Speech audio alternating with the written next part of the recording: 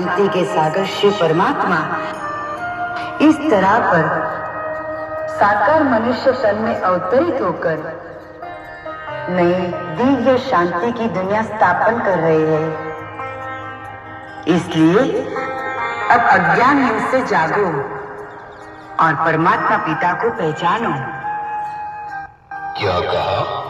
परमात्मा इस धरा पर अवतरित हो चुके हैं। हाँ भैया, ये संपूर्ण सत्य है। अब जल्दी ही ये दुख अशांति से भरा संसार एक सुंदर सुखमय संसार में परिवर्तन होने वाला है।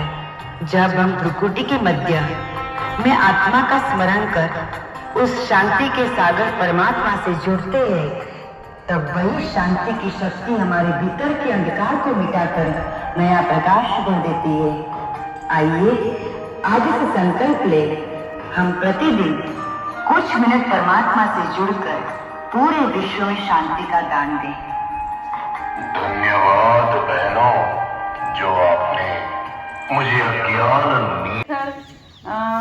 બહુ ભાગ્યશાળી છીએ કે કંઈક ને કંઈક આપણે આ આધ્યાત્મિક કાર્યક્રમ અહીંયા કરતા રહીએ છીએ।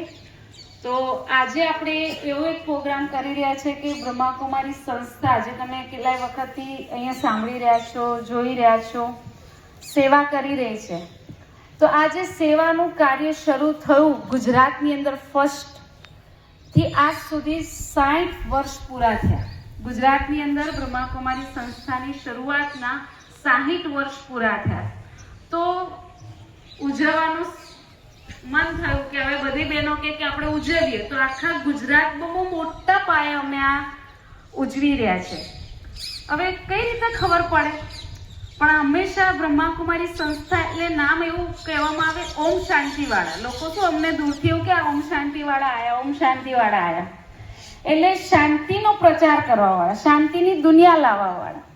તો અમે નક્કી કર્યું કે શાંતિના બધાના ફોર્મ ભરાઈએ।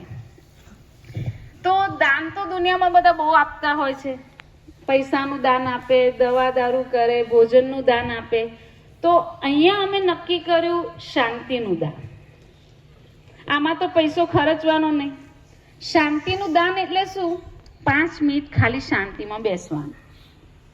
એનાથી શું થાય? પોતે 5 મિનિટ શાંત રહે અને એટલો સમય આજુબાજુમાં પણ શાંતિનું વાતાવરણ ફેલાય।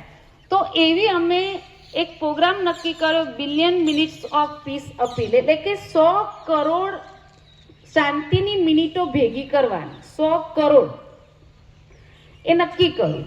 તો કઈ રીતે થાય? પણ 100 કરોડ મિનિટ કઈ રીતે થાય?